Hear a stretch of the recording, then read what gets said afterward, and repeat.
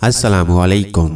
पेशे खिदमत है अंबरनाक मारिया सीरीज की अगली कहानी कब्रिस्तान की डरावनी रात। पहला हिस्सा। किले के उस कमरे का माहौल बड़ा पुरस्कार था। रोशनी सिर्फ उसी जगह पर थी जहां लोहे की एक तार से लालटेन लटक रही थी। वो सीधा हॉल कमरे की काली स्याह दीवारें ऊपर छत तक चली गई थीं। स्ट्रेचर पर लाश बंधी हुई थी। नाग हैरान था कि अगर ये लाश है तो इसको जंजीरों से बांधने की क्या जरूरत थी। अगर इसे बांधा गया है तो ये लाश नहीं हो सकती। तीनों पुरस्कार अंग्रेज डॉक्टर लगते थे। वो आहिस्ता आहिस्ता एक दूसरे से बातें कर रहे थे। नाग तक उनकी सिर्फ धीमी आवाज ही आ रही थी। उनके अल्फाज नहीं पहुंच रहे थे। नाग के दिल में उनकी बातें सुनने की ख्वाहिश पैदा हुई। वो जरा पीछे हट गया, सांस आहिस्ता से खींच कर छोड़ा और एक छोटे काले सांप की शक्ल में पर्दे के नीचे से गुजरकर किले के पुरस्कार हॉल कमरे में दाखिल हो गया। वो रेंगता हुआ लाश वाले स्ट्रेचर के करीब पड़े हुए दो चकोर कनस्तरों की ओट में छुपकर उन तीनों आदमियों की बातें सुनने लगा। ठिगने कद का छोटी दाढ़ी वाला शख्स कह रहा था, ये अभी पूरी तरह मरा नहीं है, इसमें कुछ जान बाकी है। ठिगने कद और छोटी दाढ़ी वाले आदमी का नाम डॉक्टर जॉर्ज था। उसने लाश को एक बार फिर गौर से देखा और कहा, नहीं, मैं चाहता हूं ये ऑक्सीजन कम हो जाने की वजह से आहिस्ता आहिस्ता मौत की नींद सोए। हमें इसके बाद इसका दिमाग बदलने में आसानी होगी। जहरीले टीके से इसके एसाब की रगें जाया हो जाने का खतरा है। तीसरा दुबला पतला डॉक्टर बोला, डॉक्टर जॉर्ज, हमें पहले ही कितने दिन लग गए हैं। अब हमारे पास ज्यादा वक्त नहीं है, हमें अपना काम जल्दी खत्म करना है। डॉक्टर जॉर्ज ने एक गहरा सांस लिया और कहने लगा, मैं जानता हूं, मगर यह मेडिकल तरीकाकार है। इसे मेडिकल तरीके से ही खत्म करना बहुत जरूरी है। तुम ऐसा करो कि इस लाश की खोपड़ी में डालने के लिए दिमाग का बंदोबस्त शुरू कर दो। दुबला पतला डॉक्टर बोला, कल रात एक कातिल को सजाए मौत दी जाने वाली है। मेरी ड्यूटी फांसी घर में लगी है। मुझे मालूम हो जाएगा कि फांसी देने के बाद कातिल की लाश को कहां दफन किया गया है। कल रात के पिछले पहर हम कब्रिस्तान में से कातिल का सर काट कर ले आएंगे और फिर यहां उसका दिमाग निकालकर इस लाश की खोपड़ी में लगा देंगे। डॉक्टर जॉर्ज ने इत्मीनान का सांस लेकर कहा, ठीक है, हम कल रात के पिछले पहर इस लाश के सर का ऑपरेशन शुरू करेंगे। उस वक्त तक यह बिल्कुल मुर्दा हो चुकी होगी। अब हमें यहां से वापस चलना चाहिए। फिर वो तीसरे डॉक्टर की तरफ देखकर बोला, डॉक्टर निकोमा, तुम इसी जगह लाश की हिफाजत करोगे। मैं अपने घर जा रहा हूं। सुबह मुझे क्लिनिक भी खोलना है और मरीजों को भी देखना होता है। फिर दुबले पतले डॉक्टर की तरफ मुतवज्जा होकर कहने लगा, डॉक्टर पैटनी, तुम अपने घर जाओ। कल रात तुम्हें कातिल का सर काटकर यहां लाना होगा। मैं तुम्हारा इसी जगह इंतजार करूंगा। डॉक्टर निकोनी भी मेरे साथ इसी किले की लेबोरेटरी में होगा। तुम्हें सुबह होने से पहले पहले यहां पहुंच जाना चाहिए। दुबले पतले डॉक्टर पैटनी ने कहा, मैं सुबह अंधेरे से पहले यहां आ जाऊंगा। डॉक्टर जॉर्ज, मुतमईन रहो, यह हम सबका इंतहाई अहम और कीमती मिशन है। डॉक्टर जॉर्ज ने अपना चमड़े का बैग उठाया और बाहर की तरफ चला। डॉक्टर पैटनी उसके साथ ही था। नाक कनस्तरों के पीछे छुपा ये सारी बातें सुन रहा था। उसने सोचा कि उसे डॉक्टर जॉर्ज के क्लिनिक का पता करना चाहिए, क्योंकि यही आदमी किसी मुर्दा कातिल का सर लाने वाला है। नाक को शुबा था कि यह शख्स शायद किसी जिंदा इंसान का सर काट कर लाने वाला है। उसने अहद कर लिया था कि अगर डॉक्टर ने ऐसी भयानक हरकत की तो वो उसे वहीं मौत की नींद सुला देगा। दूसरा नाग ये मालूम करना चाहता था कि ये शैतान जैसा जहन रखने वाले जुराइम पेशा डॉक्टरों की टोली क्या करने का इरादा रखती है और इनका मिशन क्या है। चुनाचे नाग भी किले से बाहर निकल आया। ठिगना डॉक्टर जॉर्ज और दुबला पतला डॉक्टर पैटनी दोनों किले से शहर की तरफ जाने वाली सुनसान अंधेरी सड़क पर चले जा रहे थे। नाग ने उकाब की शक्ल बदली और हवा में बुलंद होकर उनके सरों के ऊपर साथ साथ उड़ने लगा। ये सुनसान अंधेरी सड़क एक चरागाह में से गुजर रही थी। इसकी दोनों जानिब ऊंचे ऊंचे यूकलिप्टस के दरख्त खामोश खड़े थे। इंग्लिस्तान में सर्दी का मौसम शुरू हो चुका था और रात काफी सर्द थी। दोनों डॉक्टरों ने अपने गर्म लंबे कोटों के कॉलर गर्दनों पर ऊपर उठा रखे थे और सरों पर भी गर्म हैट थे। वो खामोशी से चले जा रहे थे। चिरागा का चक्कर काटकर सड़क एक महसूल चुंगी की चौकी पर पहुंची तो उन्हें वहां एक खाली बग्गी मिल गई। वो बग्गी में सवार हो गए। नाग भी बग्गी के साथ साथ उड़ने लगा। बग्गी गरीब लोगों के पुराने मकानों वाली आबादी से निकलकर शहर में दाखिल हो गई। नाग नीचे आकर परवाज करने लगा। उसने देखा शहर का एक मेहराबी गिरजा घर जैसा बहुत बड़ा गेट था जिसका दरवाजा गायब था। उस गेट के बाहर एक नीली तख्ती पर अंग्रेजी लफ्जों में लंदन लिखा था। नाग का अंदाजा बिल्कुल दुरुस्त निकला, ये इंग्लिस्तान ही था, मगर 19वीं सदी के शुरू का लंदन था, जब शहर में गैस के लैंप जलते थे और सड़कों पर घोड़ों वाली बग्गियां चलती थीं। अभी बिजली, मोटरें, टेलीफोन और साइंस की दूसरी चीजें इजाद नहीं हुई थीं। लंदन शहर गुंजान आबाद था। उसकी तंग पथरीले फर्श वाली गलियों के कोनों पर गैस के लैंप रोशन थे, मगर उनकी रोशनी बिजली की रोशनी से बहुत हल्की और धीमी थी। मकानों के छज्जे आगे को झुके हुए थे और अंधेरी सुनसान यखबस्ता रात में बड़े आसे भी लग रहे थे। बग्गी जॉर्ज के मकान के आगे जाकर रुक गई। डॉक्टर जॉर्ज यहां उतर गया। नाग ने डॉक्टर जॉर्ज के मकान को भी जहन में बिठा लिया और अब बग्गी के साथ साथ डॉक्टर पैटनी के घर की तरफ उड़ने लगा।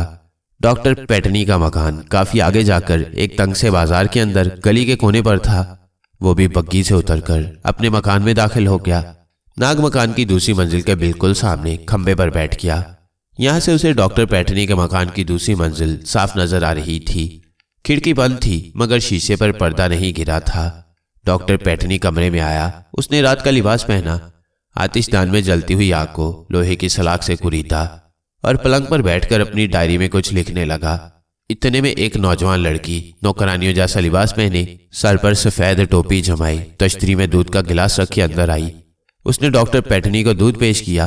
पैटनी ने गिलास उठाकर सारा दूध पी लिया और नौकरानी की तरफ देखकर मुस्कुराते हुए कुछ कहा। नौकरानी भी मुस्कुराने लगी। फिर डॉक्टर पैटनी ने खिड़की के पर्दे की तरफ इशारा किया।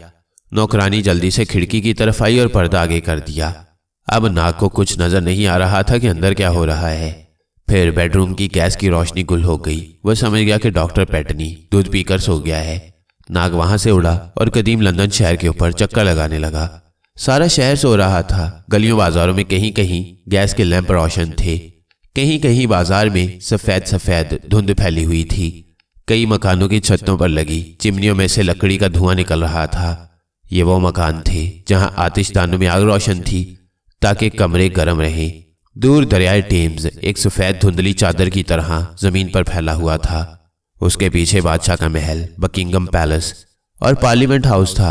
दरियाए टेम्स के ऊपर एक जगह लंदन का बदनाम तरीन टावर ऑफ लंदन था, जिसके बारे में आज भी मशहूर है कि वहां कैदियों को अजियत दे देकर हलाक कर दिया जाता है। नाग ने पुराने पुरस्कार लंदन के तमाम इलाकों में प्रवास करके फिजा को बार बार सूंघा। उसे किसी जगह से मारिया की खुशबू न आई।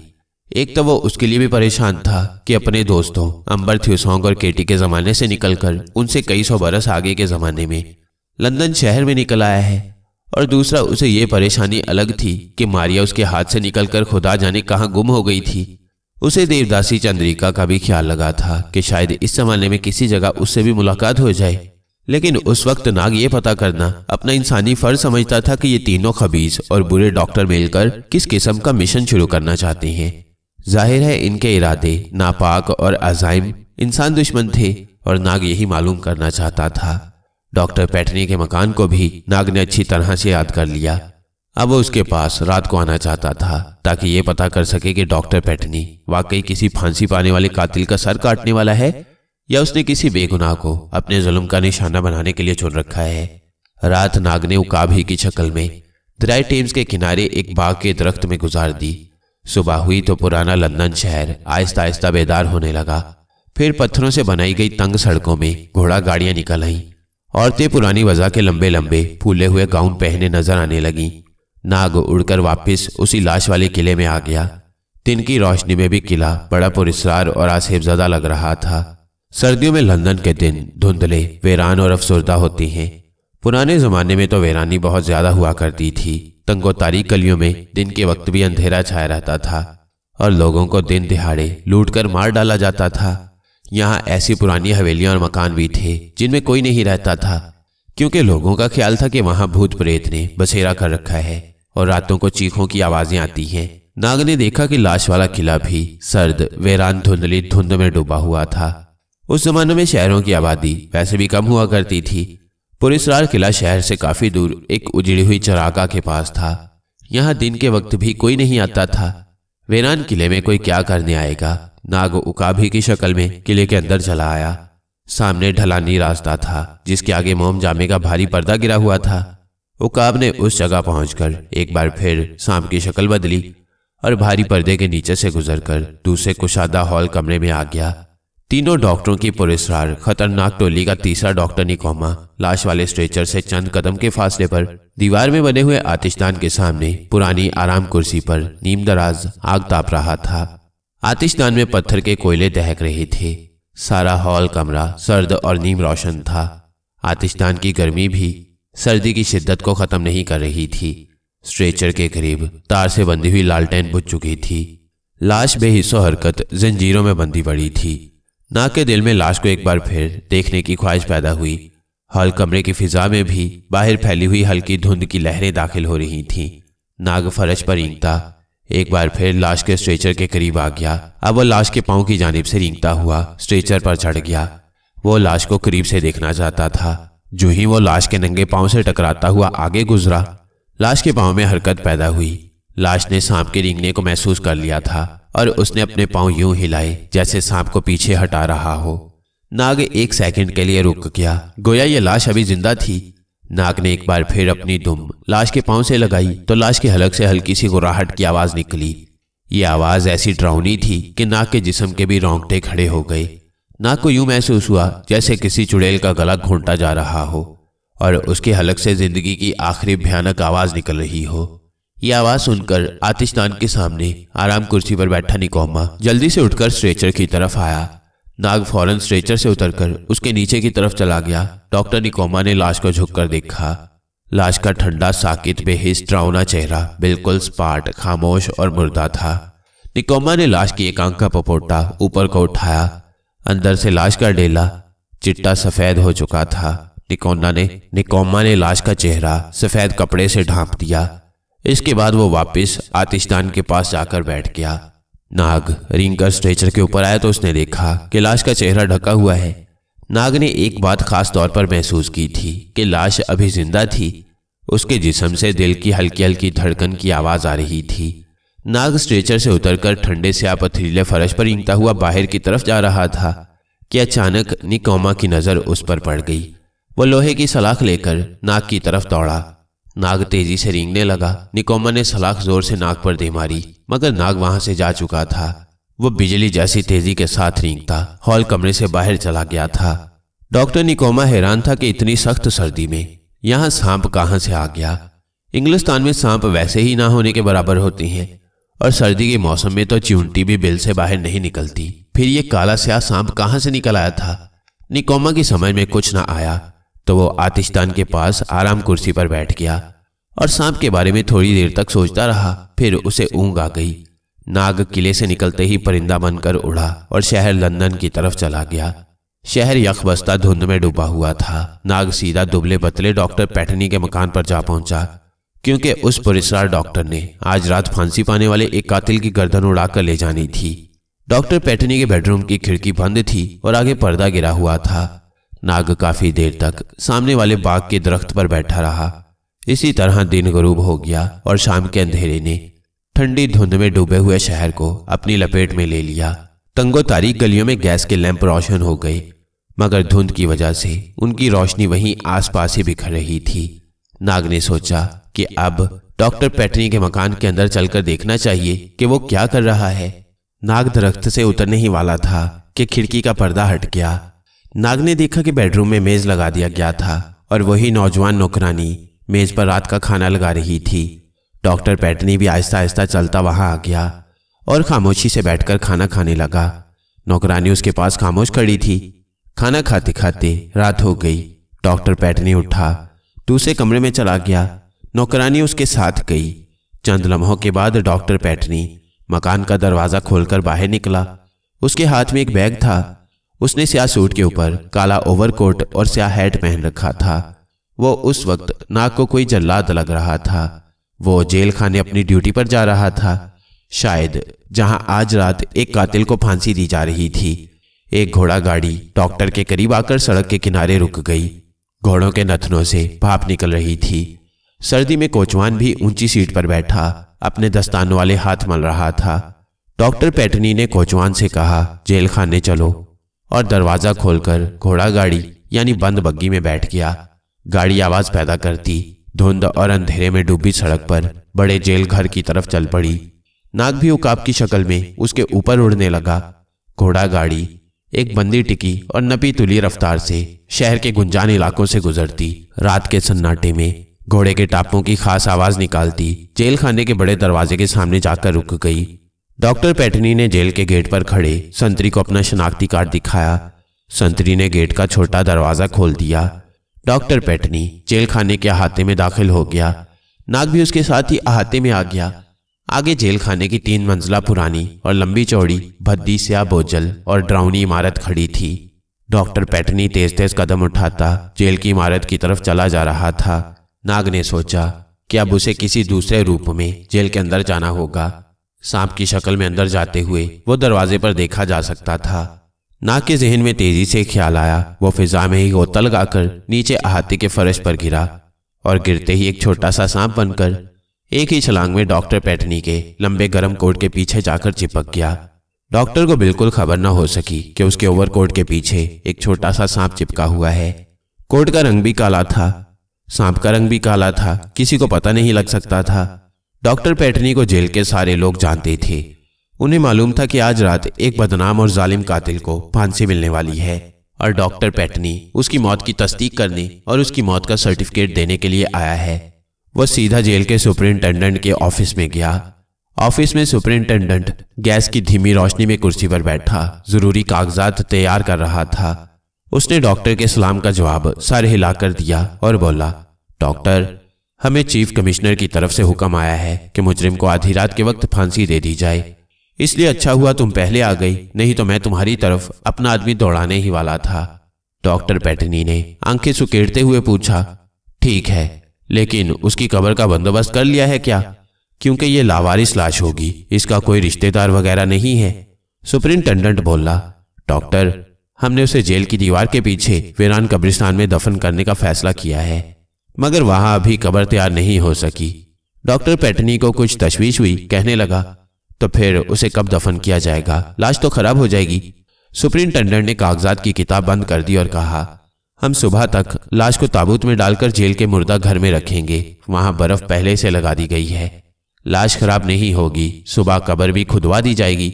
डॉक्टर पैटनी के जहन में एक नई स्कीम तेजी से तैयार हो गई थी। नाग अभी तक उसके लंबे स्याह कोट के पीछे चिमटा हुआ था और ये सारी गुफ्तगू सुन रहा था। डॉक्टर पैटनी उठा और बोला, मैं मुजरिम का डॉक्टरी मुआयना करना चाहता हूँ। जरूर डॉक्टर, जरूर, ये तो तुम्हारी ड्यूटी में शामिल है। ये कहकर जेल का सुपरिंटेंडेंट डॉक्टर को साथ लेकर फांसी पाने वाले कातिल की कोठरी में आ गया।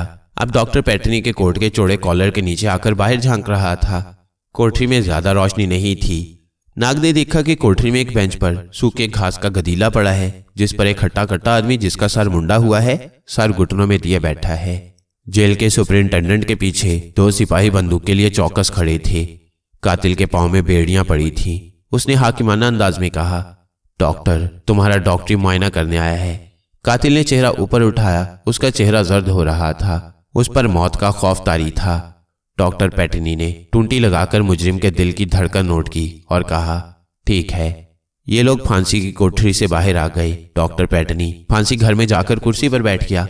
नाग अभी तक उसके लंबे गर्म कोट के चौड़े कॉलर के नीचे छुपा हुआ था। नाग इतना छोटा सांप बना हुआ था कि उस पर किसी की नजर पड़ ही नहीं सकती थी। वैसे भी वहां अंधेरा अंधेरा था। एक मजिस्ट्रेट भी वहां पहले से मौजूद था। थोड़ी देर में 4 आदमी मुजरिम को ले आए। एक खाली ताबूत चबूतरे के करीब ही रखा था। मुजरिम के पांव लड़खड़ा रहे थे। इंसान गुस्से या हिर्सो हवस या लालच में आकर दूसरे का खून तो बहा देता है, लेकिन जब उसकी सजा मिलती है तो उसका जिस्म कांप रहा होता है, दिल लरज रहा होता है और वो पछताता है कि काश मैं अकल से काम लेता और गुस्से पर काबू पा लेता। मगर उस वक्त पछताने से कुछ नहीं होता। कातिल को फांसी दे दी गई। डॉक्टर पैटनी ने उसकी मौत की तस्दीक करके सर्टिफिकेट दे दिया। फिर उसकी लाश ताबूत में डालकर मुर्दा खाने के ठंडे कमरे में पहुंचा दी गई। जेल सुपरिंटेंडेंट और मजिस्ट्रेट भी अपने अपने घरों को चले गए। डॉक्टर पैटनी कैसे जा सकता था? उसे तो अपनी स्कीम पर अमल शुरू करना था। वो बहाना बनाकर बाथरूम में चला गया, फिर अपना बैग लिए बाहर निकला और मुर्दा खाने की तरफ चल पड़ा। मुर्दा खाने के बाहर एक संतरी पराए नाम ही पहरा दे रहा था, क्योंकि मुर्दा खाने में कोई क्या चोरी करने या किसी को अगवा करने आएगा भला। संतरी बाहर बेंच पर बैठा ऊँग रहा था। डॉक्टर पैटनी को देखकर वो एकदम बोला, कौन है? डॉक्टर पैटनी ने मुस्कुराते हुए कहा, मैं हूं डॉक्टर पैटनी। मैं लाश का एक बार फिर मुआयना करने आया हूं। दरअसल मैं तसल्ली करना चाहता हूं कि वो मर गया है। संतरी ने नींद भरी आवाज में कहा, दरवाजा खुला है डॉक्टर, अंदर लाश ताबूत में रखी है, जाकर मुआयना कर लो। संतरी डॉक्टर को पहचानता था। डॉक्टर पैटनी जल्दी से मुर्दा खाने में घुस गया। मुर्दा खाने में बर्फ के बड़े बड़े ब्लॉक रखे थे। उनके दरमियान एक ताबूत पड़ा था जिसमें मेखें ठुकी थीं। डॉक्टर पैटनी ने करीब ही दीवार के साथ लगा हुआ आंकड़ा उठाया और ताबूत के बड़े कील आहिस्ता आहिस्ता से उखाड़कर ताबूत का मुंह खोल दिया। नाग डॉक्टर पैटनी के कॉलर के साथ चिपका ये सब कुछ देख रहा था। डॉक्टर ने कातिल की लाश के मुंह पर से कपड़ा हटाकर पीछे कर दिया। अब वो एक माहिर डॉक्टर बन गया जो लाश की चीर फाड़ करने वाला हो। फिर उसने अपने बैग में से एक छोटी मगर बेहद तेज तंदानों वाली आरी निकाली। उसे लाश की गर्दन पर रखकर जोर जोर से चलाना शुरू कर दिया। चंद लम्हों के अंदर डॉक्टर पैटनी ने लाश का सर काटकर उसे कागज में लपेटा और अपने बैग में रख लिया। बैग को बंद किया, फिर लाश के ऊपर कपड़ा डाला और ताबूत का ढकना मेखों से अच्छी तरह बंद कर दिया। मुर्दा खाने से बाहर निकलकर डॉक्टर पैटनी ने संतरी से कहा, ठीक है, लाश जिंदा नहीं, मेरी तसल्ली हो गई है। संतरी ऊँग रहा था, जरा सी हाँ कहकर दोबारा ऊँगने लग गया। डॉक्टर पैटनी बैग हाथ में उठाए तेज तेज कदमों से जेल के बड़े बरामदे से बाहर निकल आया। वहां उसको घर पहुंचाने के लिए घोड़ा गाड़ी तैयार खड़ी थी। वो उसमें बैठ गया और गाड़ी उसके मकान की तरफ रवाना हो गई। नाग चूंकि डॉक्टर के कोट के कॉलर के साथ अंदर की जानिब चिपका हुआ था, इसलिए उसने महसूस किया कि डॉक्टर का दिल जोर जोर से धड़क रहा है। अपने मकान पर पहुंचकर डॉक्टर पैटनी ने बैग को पहली मंजिल में उस कमरे के कोने में रख दिया जहां पुराने कपड़े रखे जाते थे। फिर बाथरूम में गया और गर्म पानी से मुंह हाथ धोने लगा।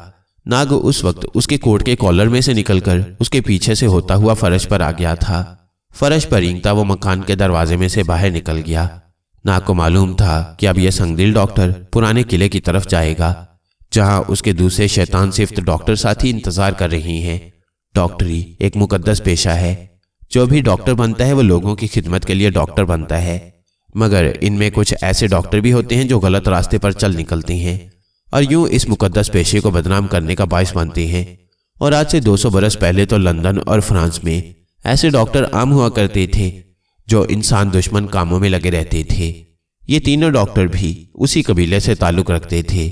थोड़ी देर ही गुजरी होगी कि डॉक्टर पैटनी मकान से बाहर निकला। एक घोड़ा गाड़ी वहां से गुजरी तो डॉक्टर ने उसे आवाज देकर रोक लिया। बाजार सुनसान, वीरान, नीम रोशन और धुंध में डूबे हुए थे। वो घोड़ा गाड़ी में बैठ गया और कोचवान को शहर से बाहर चलने को कहा। नाग भी उकाब की शक्ल में उसके साथ साथ उड़ने लगा। शहर से बाहर आकर घोड़ा गाड़ी एक हवेली के पीछे रुक गई। डॉक्टर पैटनी बाहर निकला, कोचवान को पैसे देकर चलने को कहा और खुद हवेली की तारीख ड्योढ़ी में दाखिल हो गया। नाग सोचने लगा कि ये शख्स इस हवेली में क्या करने गया है। बैग डॉक्टर के हाथ ही में था।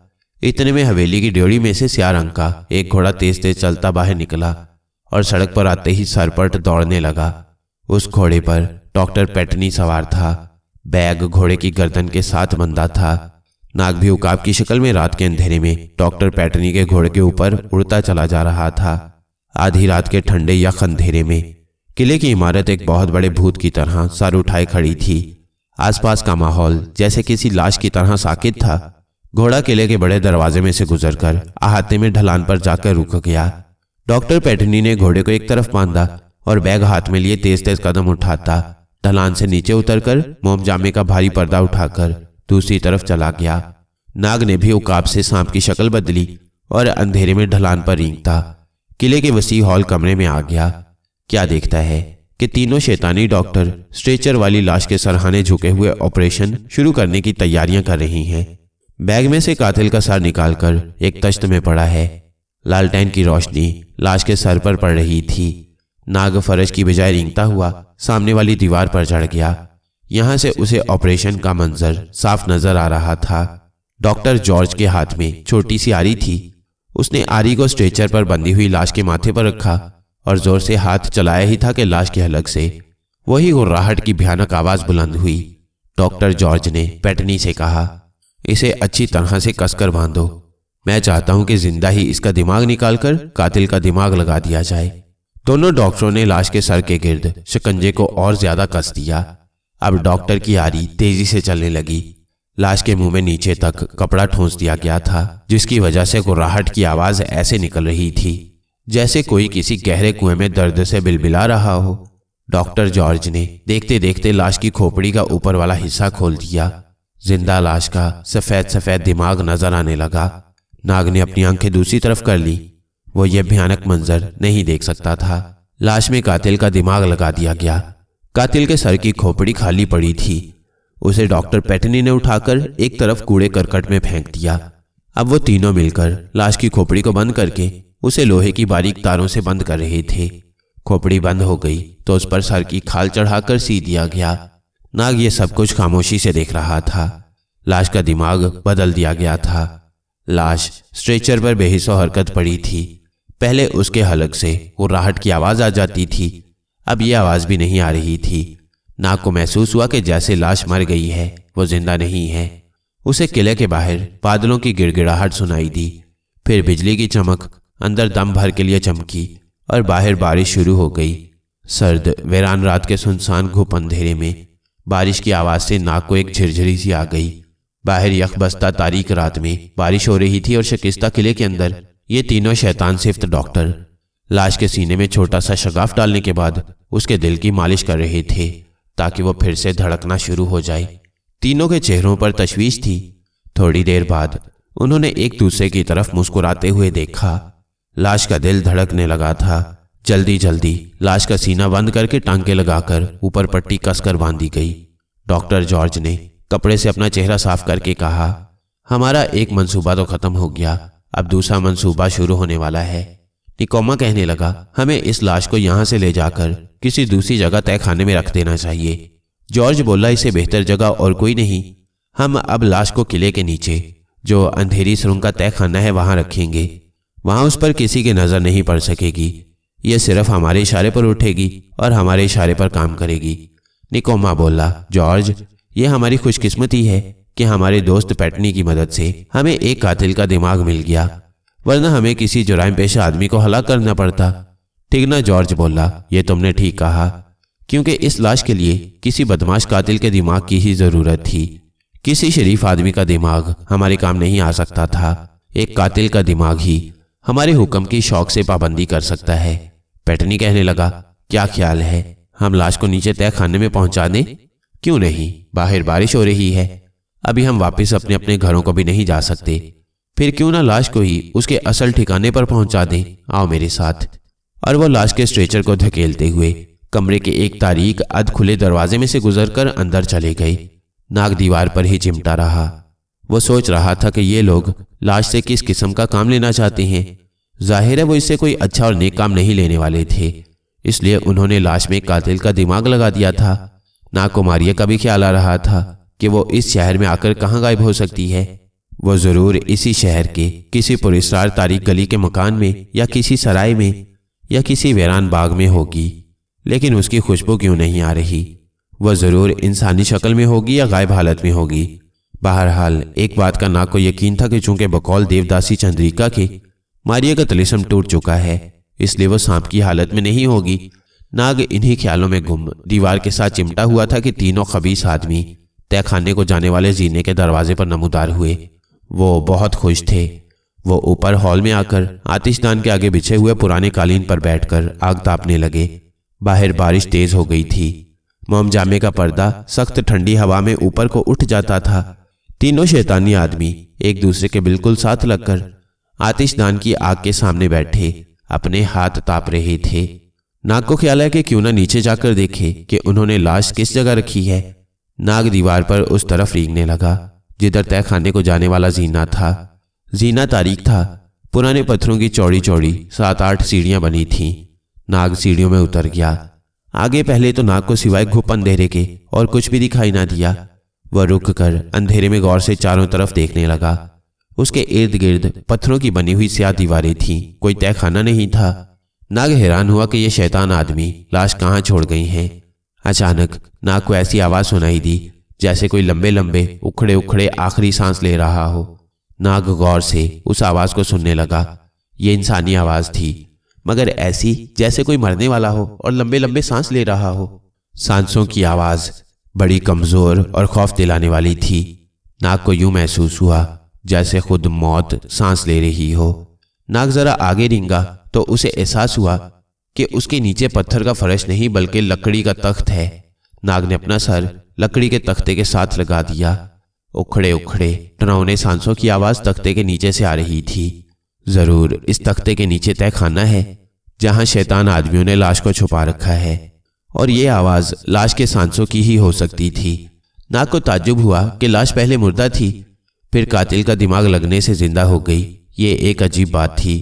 नाग तहखाने में जाने के लिए तख्ते में कोई सुराख तलाश कर रहा था कि उसे तख्ते के चिरचिराने की आवाज आई। फिर तख्ते ने आहिस्ता आहिस्ता ऊपर उठना शुरू किया। नाग तेजी से एक तरफ हटकर जीने की दीवार के साथ जा लगा। वो आंखें खोले अंधेरे में लकड़ी के तख्ते को देख रहा था जो आहिस्ता आहिस्ता ऊपर उठ रहा था। एक चिड़चिड़ाहट के साथ तख्ता एक तरफ खिसक गया और नाग चौंक उठा। अंदर एक कबरनुमा गड्ढा था जिसमें लाश दोनों बाजू ऊपर उठाए खड़ी थी। लाश यूं साकित थी जैसे पत्थर की हो। उसके हलक से गहरे लंबे सांसों की डरावनी आवाज आ रही थी। नाग परेशान हो गया कि ये लाश अचानक अपने आप कैसे बाहर निकल आई है। लाश की आंखें अंधेरे में बिल्कुल सफेद थीं क्योंकि डेले ऊपर को चढ़े हुए थे। नाग ने अपने सफर के दौरान कई लाशें देखी थीं, मगर यह लाश उन सब से मुख्तलिफ थी क्योंकि इसमें लाश का अपना दिमाग नहीं था बल्कि एक कातिल का दिमाग लगा दिया गया था। लाश गड्ढे से बाहर निकलकर रुक रुक कर कदम उठाती सीढ़ियों की तरफ बढ़ी। नाग लपक कर सीढ़ियों की दीवार पर से रेंगता हुआ ऊपर हॉल में आ गया। उसने देखा कि ठिगना जॉर्ज वहां नहीं था। बाकी दोनों शैतानी डॉक्टर यानी पैटनी और निकोमा आतिशदान के सामने बैठे बैठे वहीं कालीन पर सो गए थे। नाग खामोशी से दीवार के साथ चिमटकर तहखाने की सीढ़ियों की तरफ तकने लगा। गहरे सांसों की आवाज सीढ़ियों में से ऊपर चली आ रही थी।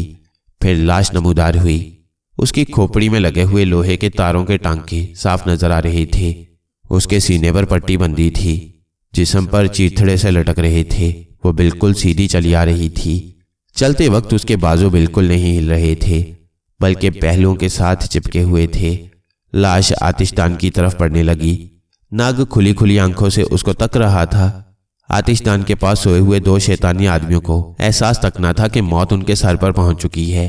लाश दोनों बेखबर सोए हुए आदमियों के बिल्कुल सर पर आकर रुक गई। उसके हलक से गहरे सांसों की आवाज सुनाई दे रही थी। लाश का सर किसी मशीनी रोबोट की तरह आहिस्ता आहिस्ता नीचे को हो गया। लाश जैसे दोनों सोए हुए आदमियों को तक रही थी। आतिशदान में पत्थर के कोयले दहक रहे थे। लाश के बाजुओं को हरकत हुई। लाश के लंबी लंबी उंगलियों वाले कटे फटे हाथ एक आदमी की गर्दन की तरफ झुकने लगे। पैटनी की गर्दन तक तो लाश के हाथ बड़े आराम और आहिस्तगी से गए, मगर गर्दन के करीब पहुंचकर बिजली जैसी तेजी के साथ लाश के हाथों ने डॉक्टर पैटनी की गर्दन को अपने शिकंजे में इस तरह जकड़ लिया कि पैटनी के हलक से हल्की सी आवाज भी ना निकल सकी, मगर उसकी आंखें बाहर को बुलाई थीं। लाश में इतनी जबरदस्त ताकत थी कि उसने बदकिस्मत आदमी को मुर्दा चूहे की तरह फर्श से ऊपर उठा लिया। 2 झटके दिए। पैटनी की गर्दन की हड्डियां टूट गईं। वो मर चुका था। फिर लाश ने उसे वहीं कालीन पर लिटा दिया। इसके बाद इस तरह दूसरे शैतानी डॉक्टर की गर्दन को तेजी से दबोचा और ऊपर उठाकर 3 झटके दिए। दूसरे बदकिस्मत की भी गर्दन टूट गई। लाश ने दोनों मुर्दा आदमियों को वहीं छोड़ा और आहिस्ता आहिस्ता वापस मुड़ी और हॉल कमरे से बाहर जाने वाले रास्ते पर लगे मोम जामे के मोटे पर्दे की तरफ चलने लगी। तेज हवा में पर्दा आगे पीछे हिल रहा था। बाहर से बारिश की बौछार अंदर आ रही थी। बाहर मूसलाधार बारिश हो रही थी। बादल गरज रहे थे। बिजली रह रह कर चमकती थी। खुदा जाने ठिगने कद का जॉर्ज कहाँ चला गया था। वो खुशकिस्मत था कि बच गया। लाश ने मोम जामे के पर्दे पर जोर से हाथ मारा। मोटा पर्दा फटकर नीचे गिर पड़ा। लाश ढलानी रास्ते की चढ़ाई चढ़ने लगी। नाग भी उसके पीछे पीछे चलने लगा। वो ये देखना चाहता था कि लाश कहाँ जाती है। लाश ढलानी रास्ते पर से होती हुई किले के वीरान बारिश में भीगे उजाड़ अहाते में आ गई। लाश बारिश में भीग रही थी। लाश ने अपना चेहरा स्याह बादलों भरे आसमान की तरफ उठाया। उसके हलक से एक घुर्राहट की आवाज निकली। बिजली चमकी, कड़क पैदा हुई और नाग ने तेज बारिश में लाश को देखा जो आसमानी बिजली की चमक में एक पल के लिए बिल्कुल सफेद पड़ गई थी।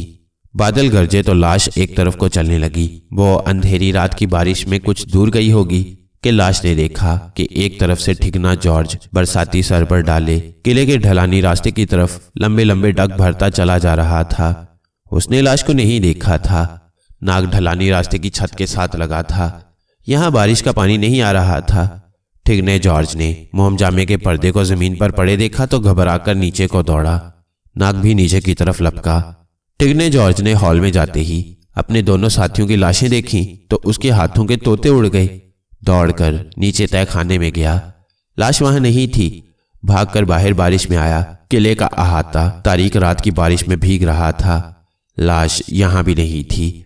ठिगना जॉर्ज लाश की तलाश में जाने की बजाय हॉल में दीवार के साथ लगी लकड़ी की पुरानी अलमारी की तरफ दौड़ा। जल्दी से उसे खोला। अंदर से एक छोटा सा गोल डिब्बा निकालकर उसका ढकना खोला। उस गोल डिब्बे में लाश के अपने असली दिमाग का एक छोटा सा सफेद टुकड़ा पड़ा था। ठिगने जॉर्ज ने लाश के दिमाग के टुकड़े पर उंगली रख दी और कहा, मैं तुम्हें हुक्म देता हूं, वापस किले में आ जाओ। नाग के लिए यह एक हैरत अंगेज बात थी। क्या यह शैतान लाश को वापस बुला रहा था? क्या लाश के दिमाग का टुकड़ा इसका हुक्म मान लेगा? वो ये सोच ही रहा था कि नाग को बाहर बारिश की आवाज में एक मुख्तलिफ आवाज सुनाई दी। ये किसी के भारी कदमों की आवाज थी। कोई बारिश के पानी में शराब शराब करता चला आ रहा था। क्या ये लाश वापस आ रही है? नाग की आंखें ढलानी रास्ते पर जमी हुई थीं। अचानक हल्के हल्के अंधेरे में लाश का हैवला नमूदार हुआ। लाश बिल्कुल सीधी चली आ रही थी। वो बगैर रुके लंबे लंबे मगर रुक रुक कर कदम उठाती ठिगने जॉर्ज की तरफ बढ़ रही थी। ठिगने जॉर्ज की उंगली गोल डिब्बे में पड़े लाश के दिमाग के टुकड़े पर थी। उसने हुक्म दिया, आतिशदान के सामने खड़े हो जाओ। लाश उसका हुक्म बराबर मान रही थी। वो आतिशदान के सामने जाकर खड़ी हो गई।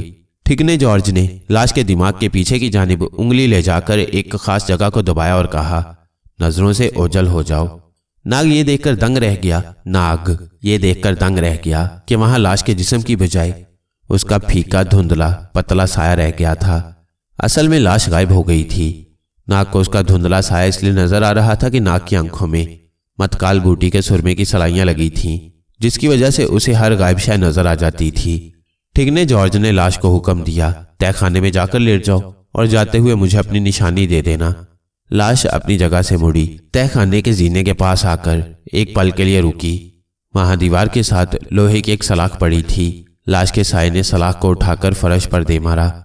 ठिगने जॉर्ज को भी लाश नजर नहीं आ रही थी, इसलिए उसने लाश से उसके तहखाने में जाने की निशानी मांगी थी। लाश तहखाने की सीढ़ियों में उतर गई। ठिगने जॉर्ज ने लाश के दिमाग के टुकड़े वाली गोल डब्बी अपनी जेब में रख ली और अपने साथियों की लाशों के पास बैठकर उनकी गर्दनों का गौर से जायजा लेने लगा। इसका मतलब था कि लाश का कंट्रोल ठिगने जॉर्ज की जेब में था। यह लाश के दिमाग का वो टुकड़ा था जहां कुदरत की तरफ से इंसान को दी हुई बेपनाह ताकत होती है, मगर इंसान को इसका इल्म नहीं होता। ठिगने जॉर्ज को अब हम ठिगना जॉर्ज नहीं बल्कि ठिगना शैतान कहेंगे। ठिगने शैतान ने अपने साथियों की लाशों को बारी बारी उठाया और उसे किले के अहाते के एक वीरान कुएं में फेंक दिया। इस काम से फारिग होकर ठिगना शैतान वीरान किले में जाने की बजाय अंधेरी रात की बारिश में तेज तेज कदमों से शहर की तरफ जाती सड़क पर चलने लगा। नाग भी किले की दीवार से नीचे उतर आया। वो ठिगने शैतान का पीछा करके मालूम करना चाहता था कि उसके इरादे क्या हैं और ये लाश से क्या काम लेना चाहता है। नाग ने छोटे परिंदे की शक्ल बदली और रात के अंधेरे में बारिश में उड़ता ठिगने शैतान के ऊपर फिजा में उड़ने लगा। ठिगने शैतान ने काले रंग की बरसाती पहनकर उसके कॉलर ऊपर उठा रखे थे। उसके सर पर भी स्याह रंग की हैट थी जो उसकी आंखों पर आगे को झुकी हुई थी। इर्द गिर्द खेतों में दूर दूर तक तारीकी थी। मूसलाधार बारिश हो रही थी।